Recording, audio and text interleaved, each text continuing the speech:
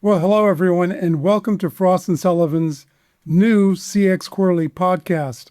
I'm Michael DeSalles, Principal Analyst, and we call our new podcast CX Unfiltered, where we talk about trends and shifts disrupting the experience economy we live in today.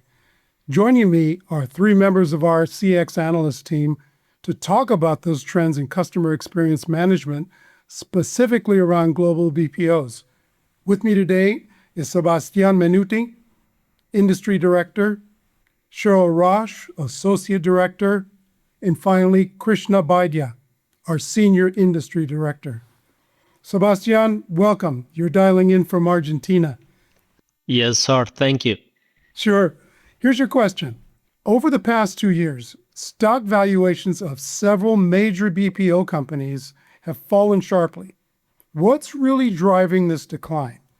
Is it fair market correction or a sign that the BPO industry itself is under structural threat? And I've got a second part to that question. The second part is, looking ahead, is the industry evolving or actually at risk of collapsing in the next few years? Good one. Okay. Thank you for the question, Michael. I think that the drop in the BPO stock valuations has much more to do with market narratives than with actual industry fundamentals or shifts. Yes, we do have higher interest rates. We have macro uncertainty. We have massive hype around AI, and all of that is pushing capital away from anything perceived as labor intensive. And BPOs were grouped into that bucket. But if you actually look beneath the surface, I think that the demand for outsourcing has not deeply weakened. And this is corroborated by your own research, by the way. It is actually becoming more critical because enterprises are under constant pressure to reduce costs, to increase revenue, to be available 24/7, to scale globally. And BPOs are one of the few models that can do all of that at the same time. So you hear that AI is going to replace BPOs, but that is not the case.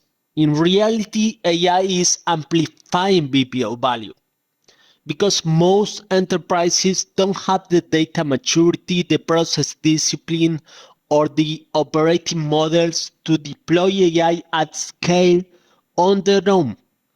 And BPOs already sit inside those workflows. They understand the pain points. They can combine automation, AI, and human expertise to deliver outcomes faster and cheaper. So you ask, is the valuation correction fair? I think only partially, because some companies were actually slow to evolve and deserved a reset. But many BPOs are now transforming into AI-enabled operation partners and not headcount providers. So they're taking ownership of the end-to-end process. They are pricing on outcomes, and they are infusing technology directly into service delivery and the customer journey. So I don't think the industry is collapsing at all. I think the industry is entering a new growth cycle. So what we're seeing is not the end of BPOs, but the end of the people-only outsourcing.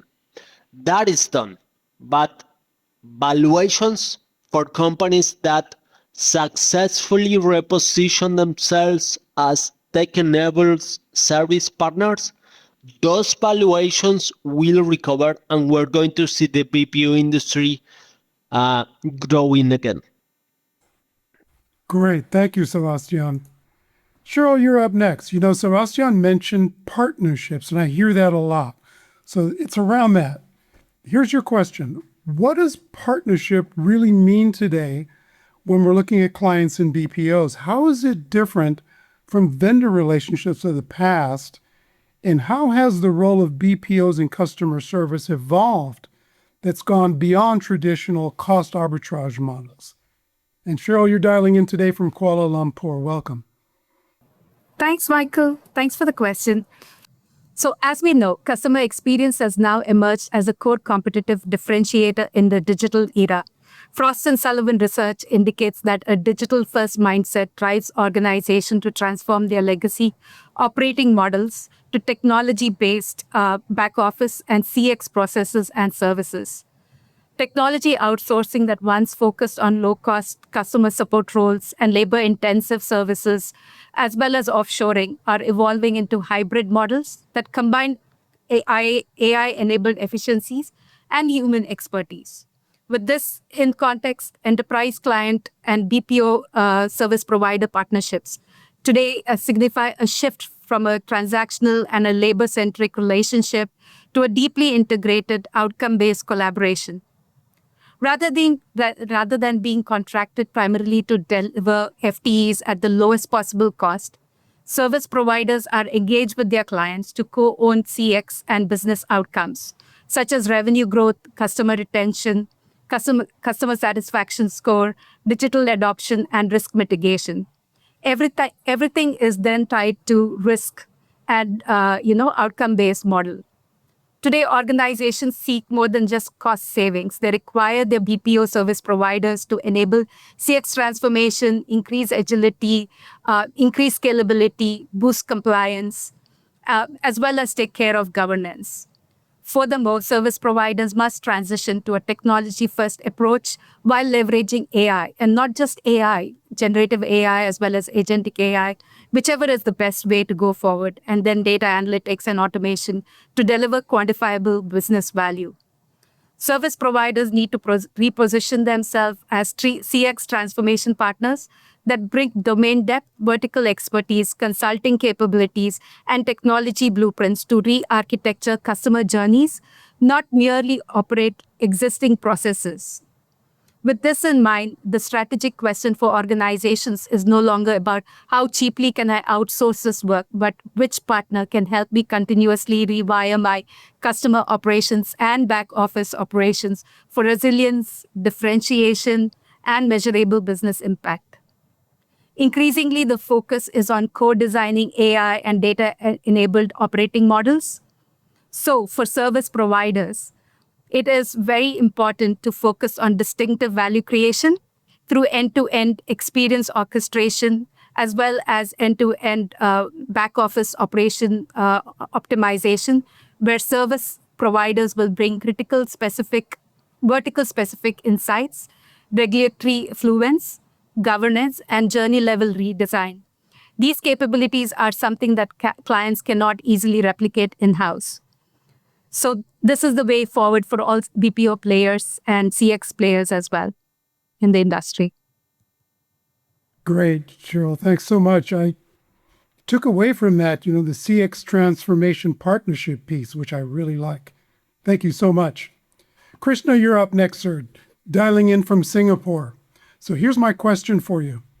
And Cheryl mentioned AI, so here we go. This is a hard question. How are AI and automation changing agent roles, workflows, and performance expectations in BPO contact centers today? Looks like you kept the hard question for me. Good. And actually, before actually diving deep into the question, I get this feeling probably, why you're asking this question is because often the narrative with AI has been AI replacing job, AI replacing agents, and something that has been all over the news, media, and everywhere. All the time we are having this conversation. That's what the fear is. And that's when I think that we are kind of getting the question wrong. And, if that's how we keep thinking, that how AI is impacting, probably the failure is also become very predictable for organizations. Let me tell you what's happening on the ground, right? BPOs, they're kind of layering AI technologies onto workflows that were never actually designed for the way it is being looked at today, right? Copilots were sitting on top of a broken process. The sentiment dashboards, those are feeling managers. They are kind of often don't know what to do with it. The technology works, don't get me wrong, but the ROI doesn't appear because, again, we have not necessarily designed the work flow in that manner. This is a time when we should have taken to kind of redesign, reimagine the workflow. And BPOs who are actually getting that right response or a right outcome out of their AI implementation have actually done exactly that. And they have probably gone through and looking into the whole process and then think, okay, what are the process I really need? Is this step really needed? Can I eliminate this particular step, or can I automate? That's the kind of question they're asking. And then they're also asking what genuinely requires human judgment. Where does the expertise irreplaceable, and then it creates that value. When you start there, the AI deployment then takes a very different and narrower scope, then fewer tools and much clearer outcome. And that redesign kind of changes the agent role significantly because now we are no longer having those repetitive high volume contacts. Those are gone because those are already fully automated. What then remains requires a judgment, empathy, and domain expertise. And that is really the harder job here. And here is what the most BPOs are missing. They're stripping out the routine work and leaving agents with all day full of the complex, emotionally charged cases, which is not a neutral change, right? The burnout becomes very much a compounding impact, and that is getting fast and faster then. Scheduling, supervisor coaching triggers, and recovery time between escalation shift from become then HR considerations to an operational necessities. People really need to think about those because these are the time when the agents will really need much more help. And often what we see is BPOs are caught up. They have not really caught up with that reality. The reality, they're still is a little lagging behind. So in this context, the support infrastructure really also has to change. When automation hands off a difficult case, the agent walks in mid-conversation on the hardest problem in the queue. They need the full context instantly.